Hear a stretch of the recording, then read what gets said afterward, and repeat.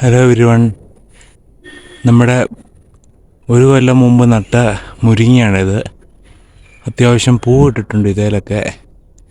അതിൻ്റെ കൂടെ തന്നെ നട്ടതിനെ നീണ്ടതിലൊക്കെ കാ പിടിച്ചു തുടങ്ങിയിട്ടുണ്ട്. ഇത് കാണാം, കാ പിടിച്ചു തുടങ്ങിയിട്ടുണ്ട്. അപ്പുറത്തൊക്കെ തൂങ്ങിക്കിടക്കുന്നതാണ്. ഇതായിട്ട് നമുക്ക് കാണാം.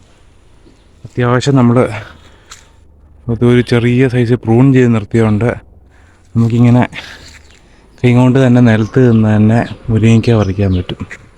ഒരു 3 എണ്ണമാണ് നമ്മൾ നട്ടത്. 3 പ്രാവശ്യം പൂത്തിട്ടുണ്ട്. എന്തോരം കാ പിടിക്കുമെന്ന് അറിഞ്ഞൂടെ. അത്യാവശ്യം പുറത്തെ നന്നായിട്ട് കാ പിടിച്ചിട്ടുണ്ട്.